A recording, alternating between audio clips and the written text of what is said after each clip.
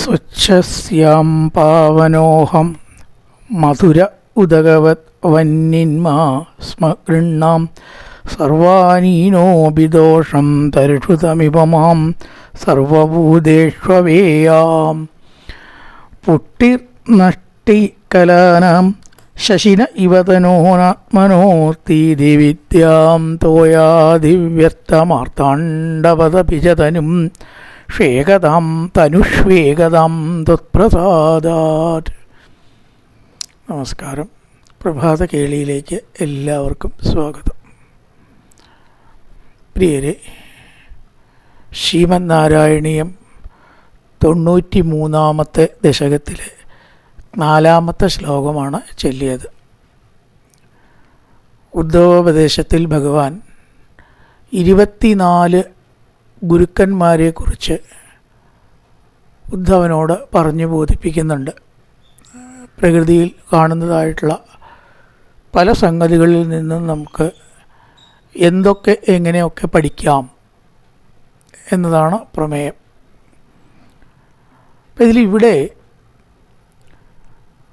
വെള്ളം, അതുപോലെ തന്നെ അഗ്നി, പിന്നെ ചന്ദ്രൻ, സൂര്യൻ, ഈ 4 സംഗതിയിൽ നിന്ന് പഠിക്കേണ്ട കാര്യമാണ് ഒരു ശ്ലോകത്തിൽ ഒതുക്കിയിരിക്കുന്നത്. ആദ്യം വെള്ളത്തിൽ നിന്ന് നമുക്ക് എന്ത് പഠിക്കാം? സ്വച്ഛസ്യാം പാവനോഹം മധുര ഉദകവത്. വെള്ളത്തിനെ പോലെ മാധുര്യം ഉള്ളതാവണം നമ്മുടെ വാക്ക് എന്നാണ്. അപ്പോൾ വെള്ളത്തിന് പൊതുവേ ഉള്ളൊരു ഗുണമാണ് മാധുര്യം. അതേപോലെ മറ്റൊരാളെ വെള്ളം കുടിക്കുന്ന സമയത്ത് നമുക്ക് ഉത്സാഹം ഉണ്ടാകുന്നു, ക്ഷീണം മാറുന്നു, ദാഹം മാറുന്നു. അഥവാ മാലിന്യങ്ങളുണ്ടെങ്കിൽ കുളിയിൽ കൂടാ മാലിന്യവും നീക്കാം. ശരിക്കും അങ്ങനെ നല്ലതല്ലാതെ വെള്ളം കൊണ്ടൊന്നും അധികം നടക്കണില്ല. മലിനജലം ഒഴുകി കേട്ടോ, മലിനജലത്തിനെ മാറ്റി നിർത്തൂ. ശുദ്ധമായിട്ടുള്ള ജലം കൊണ്ട് മനുഷ്യന് ഗുണമല്ലാതെ സാധാരണ നിലയ്ക്ക് ദോഷമൊന്നും ഇല്ല. ഗുണമുണ്ട് താൻ. അടിച്ച് തെളിക്കുക, ശുദ്ധാക്കുക, വെള്ളം തെളിക്കുക, ഇതൊക്കെ പൊതുവേ നമ്മൾ ശുദ്ധിക്ക് വേണ്ടി പൂവിൽ വെള്ളമാണ് തെളിച്ച് അത് ശുദ്ധമായി എന്നാണ് പഴയ വിശ്വാസം. വെള്ളം തളിക്കുക, രാവിലെ അടിച്ച് തളിക്കലുണ്ട്. വെള്ളം കൂടി വേണം, എന്നാലാണ് അടിച്ചു വാരിയ മാത്രം പോരാ, അടിച്ച് തളിക്കുക. അപ്പോൾ ആ വെള്ളത്തിന് ശുദ്ധി നൽകാനുള്ള കഴിവ്, ഇങ്ങനെ നല്ല ഒരുപാട് ഗുണങ്ങളുണ്ട്. ഏറ്റവും പ്രധാനം ഇവിടെ പറയുന്നത് വാക്ക്. എപ്രകാരം ക്ഷീണിച്ച ഒരാൾക്ക് ഒരു ഗ്ലാസ് വെള്ളം കുടിച്ചാൽ സുഖം കിട്ടുന്നുവോ, ഉത്സാഹം കിട്ടുന്നുവോ, ഊർജം കിട്ടുന്നുവോ, അതുപോലെ നമ്മുടെ വാക്കുകൊണ്ട് മറ്റൊരാൾക്ക് ഗുണമേ ഉണ്ടാകാവൂ. മാധുര്യം വെള്ളത്തിൻ്റെ ഒരു പ്രത്യേകതയാണ്. അവിടെ നെല്ലിക്ക തിന്നാലാണ് നമുക്ക് മനസ്സിലാവുക. അല്ലെങ്കിൽ വെള്ളത്തിൻ്റെ മാധുര്യം പൊതുവേ നമുക്ക് അനുഭവപ്പെടുന്നില്ല എന്നേ ഉള്ളൂ. അനുഭവപ്പെടുന്നില്ല എന്നുള്ളതുകൊണ്ട് ഇല്ല എന്നർത്ഥമില്ല. ഇപ്പോൾ ഒരാൾ വിഷമിക്കുന്ന സമയത്ത് നല്ലൊരു വാക്ക് പറഞ്ഞാൽ അയാൾക്ക് ആശ്വാസമാവും. ചിലപ്പോൾ ഒരു വാക്കുകൊണ്ട് ഒരു ജീവനടക്കം രക്ഷപ്പെട്ടു എന്ന് വരാം. തിരിച്ചാണെങ്കിലോ ഒരു ജീവൻ നഷ്ടപ്പെട്ടു എന്നും വരാം. ഒറ്റ വാക്കുകൊണ്ട് ആത്മഹത്യ ചെയ്തിട്ടുള്ള സംഭവങ്ങളുണ്ട്. അപ്പോൾ ഒരു വാക്കിന് വളരെയധികം പ്രാധാന്യമുണ്ട്. ദുഃഖത്തെ ഇല്ലാണ്ടാക്കാനും ഉത്സാഹം കൊടുക്കാനും മറ്റൊരാൾക്ക് സന്തോഷം ഉണ്ടാക്കാനും മാത്രമേ വാക്കു പ്രയോഗിക്കാവൂ എന്ന് ആകുന്ന ഗുരുനാഥനിൽ നിന്ന് പഠിക്കാം. എപ്രകാരം വെള്ളം മറ്റുള്ളവർക്ക് ഉത്സാഹം നൽകുന്നുവോ അതുപോലെ നമ്മുടെ വാക്കുകൊണ്ട് ഒരാൾ ദുഃഖിക്കാൻ ഇടവരരുത്. വേണ്ടി വന്നാൽ ആശ്വസിപ്പിക്കാനായിക്കൊണ്ട് ആ വാക്ക് ഉപയോഗിക്കുകയും വേണം, ഉപയോഗപ്പെടുകയും വേണം എന്നർത്ഥം. ഒരു നഷ്ടമില്ലാത്തൊരു വാക്കാണ് അല്ലേ?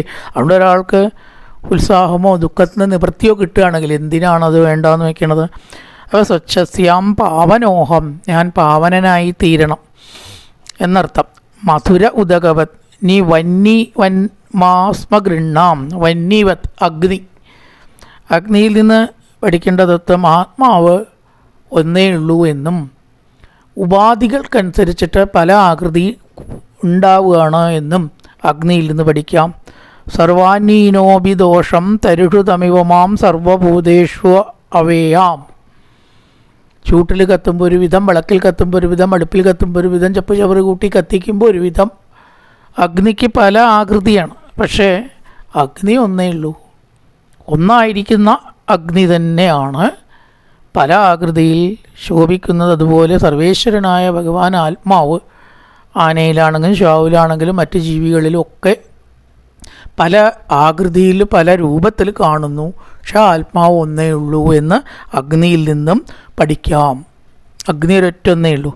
നീയോ ചന്ദ്രനിൽ നിന്ന് പഠിക്കേണ്ട തത്വമാണ് പുഷ്ടിർനട്ടിക്കലനാം ശശിന ഇവതനോനാത്മനോ തീതി വിദ്യാം. ഏറ്റവും പൂർണ്ണചന്ദ്രൻ, അതിനേക്കാൾ കുറഞ്ഞ ചന്ദ്രൻ, അതിനേക്കാൾ കുറഞ്ഞ ചന്ദ്രൻ, പഞ്ചമി ചന്ദ്രൻ, ഷഷ്ടി ചന്ദ്രൻ അല്ലേ? സംസ്കൃതത്തിലെ എണ്ണം പഠിക്കുക ശരിക്കും ആദ്യം പ്രഥമ, ദ്വിതീയ, തതി, ചതുർത്ഥ, പഞ്ചമി അങ്ങനെ. അതിന് വേണ്ടിയിട്ടാണ് ആദ്യത്തെ ദിവസം പ്രഥമ, പിറ്റത്തെ ദിവസം ദ്വിതീയ, മൂന്നാമത്തെ ദിവസം തൃതീയ. ഇതൊക്കെ ചന്ദ്രനെ അടിസ്ഥാനപ്പെടുത്തിയിട്ടാണ് ഈ പേര്. പൂർണ്ണ വട്ടത്തിലുള്ള ചന്ദ്രനെ, വൃത്താകാരത്തിലുള്ള ചന്ദ്രനെയാണ് നമ്മൾ എന്തു പറയുക? പ്രഥമ. രണ്ടാമത്തെ ആകുമ്പോഴേക്കും ദ്വിതീയ. അങ്ങനെ കുറഞ്ഞ് വാവാകുമ്പോഴേക്കും ചതുർദശി ആകുമ്പോഴേക്കും വളരെ കുറയും.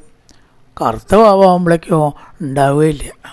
പിന്നെ വീണ്ടും തന്നെ പടി ഇങ്ങനെ കൂടി വൃദ്ധിക്ഷയങ്ങൾ കൂടി വന്ന് അതിൻ്റെ ടോപ്പിലെത്തുക. ഏറ്റവും കൂടുതൽ കുറഞ്ഞ് വന്നിട്ട് തീരെ ഇല്ലാണ്ടാവുക. പക്ഷേ ഈ വൃദ്ധിക്ഷയങ്ങൾ ആർക്കേ ഉള്ളൂ? അതിൻ്റെ നിഴലിനനുസരിച്ചാണ് ഉണ്ടാവുന്നത് അല്ലേ? ചന്ദ്രൻ വലുതാവണമില്ല, ചെറുതാവണമില്ല. ഉണ്ടോ? ചന്ദ്രന് ഇത് രണ്ട് ഭാവമില്ല, എപ്പോഴും ഒരാകൃതിയാണ്. പക്ഷേ കലകൾക്കനുസരിച്ചിട്ട് വലുതായിട്ടും ചെറുതായിട്ടും തോന്നുന്നു. ഇതുപോലെ ബാല്യം, കൗമാരം, യൗവനം, വാർദ്ധക്യം എന്നീ അവസ്ഥാ വ്യത്യാസങ്ങൾ ശരീരത്തിനേ ഉള്ളൂ. കണ്ടു, എത്ര വലിയൊരു തത്വത്തിലേക്കാണ് ചന്ദ്രനെ കൊണ്ടുപോയത്. വാർദ്ധക്യമായ ആ ഭാവങ്ങൾ ശരീരത്തിനേ ഉള്ളൂ, ആത്മാവിനില്ല എന്ന തത്വം ചന്ദ്രനിൽ നിന്ന് മനസ്സിലാക്കാൻ പറയുകയാണ്. യോ തോയാ ദിവ്യസ്തമാർത്താണ്ഡപദപിജതനു ശ്വേകതാം ത്വത്പ്രസാദാത്. സർവേശ്വര, അങ്ങയുടെ പ്രസാദം കൊണ്ട്, അങ്ങയുടെ അനുഗ്രഹം കൊണ്ട് എനിക്ക് ഒന്നും കൂടി അറിയണം. എന്ത്? ഒരേ സൂര്യനാണ് വിവിധ ജലപാത്രത്തിൽ പ്രതിഫലിക്കുന്നത്. എത്ര പാത്രം വെച്ചിട്ടുണ്ടോ അത്ര സൂര്യൻ്റെ നിഴലുണ്ടാവും അല്ലേ? ഈ വെള്ളമൊക്കെ ഇളകുമ്പോൾ സൂര്യൻ ഇളകും ചെയ്യും. സൂര്യൻ്റെ നിഴലാണ് വാസ്തവത്തിൽ ഇളകുന്നത്, സൂര്യനല്ല ഇളകുന്നത്. നിഴലിൻ്റെ ഇളക്കം കാണുമ്പോൾ സൂര്യൻ ഇളകുന്നതായിട്ട് നമുക്ക് തെറ്റിദ്ധാരണ ഉണ്ടാവുകയാണ്. ഇതേപോലെ എല്ലാ ജീവജാലങ്ങളിലും ശരീരത്തിലും ഭഗവാൻ ഓരോരോ നിഴൽ അല്ലെങ്കിൽ പ്രതിബിംബത്തിൻ്റെ രീതിയിലുണ്ട്.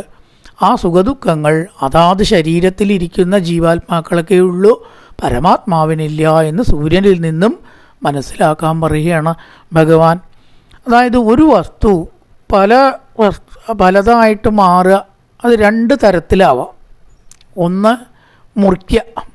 ഒരു ചക്കയെ 10 ആക്കി മുറിക്കാം, 10 ആയി ഇല്ലേ? ഒരു കേക്കിനെ 15 ആക്കി മുറിച്ചാൽ അത് 15 ആയി ഇല്ലേ? അങ്ങനെ മുറിച്ചുകൊണ്ട് ഒന്നിനെ പലതാക്കാം. ഇനി മുറിക്കാണ്ടാക്കാം. എങ്ങനെയാണ്? ഒരു 10 കണ്ണാടി ആംഗിൾ അഡ്ജസ്റ്റ് ചെയ്തിട്ട് അവിടെ വയ്ക്കുക. ഒരു വിളക്ക് അവിടെ കത്തിച്ച് വെച്ച് നോക്കൂ.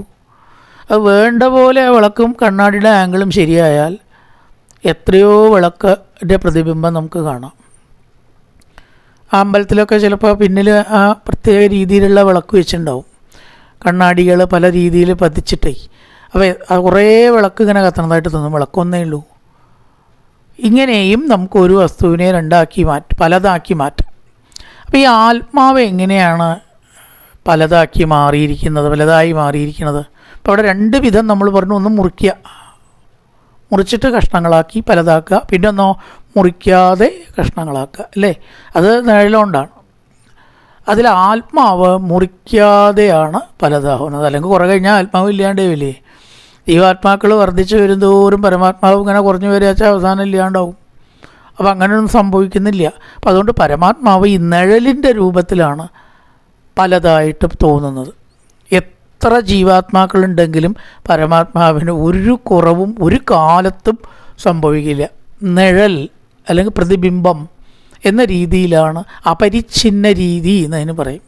പരിച്ഛിന്നം എന്ന് പറഞ്ഞാൽ മുറിക്കില്ല, അപരിച്ഛിന്നം എന്ന് പറഞ്ഞാൽ മുറിക്കാത്ത രീതിയിൽ നിഴൽ ആയിട്ടാണ് പല ശരീരത്തിൽ ജീവാത്മാക്കൾ നമുക്ക് പലതായി തോന്നുന്നത്. വാസ്തവത്തിൽ പരമാത്മാവ് ഒന്നേ ഉള്ളൂ എന്ന് സൂര്യനിൽ നിന്ന് പഠിക്കാം.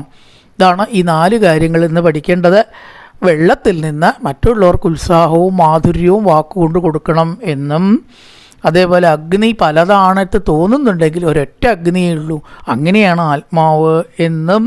അതേപോലെ ചന്ദ്രൻ്റെ വൃദ്ധിക്ഷയങ്ങൾ കലയ്ക്ക് നിഴലിന് മാത്രമേ ഉള്ളൂ. യഥാർത്ഥത്തിൽ ചന്ദ്രൻ വലുതാവുന്നോ ചെറുതാവുന്നോ ഇല്ലാത്തതുപോലെ ആത്മാവിന് ബാല്യ കൗമാര യൗവനാദികളില്ല എന്നും. ഒടുവിൽ സൂര്യൻ പലതായിട്ട് തോന്നുന്നുവെങ്കിലും ഒറ്റ സൂര്യനേ ഉള്ളൂ, അതേപോലെ ആത്മാവ് ഒന്നേ ഉള്ളൂ എന്ന് സൂര്യനിൽ നിന്നും പഠിക്കാം.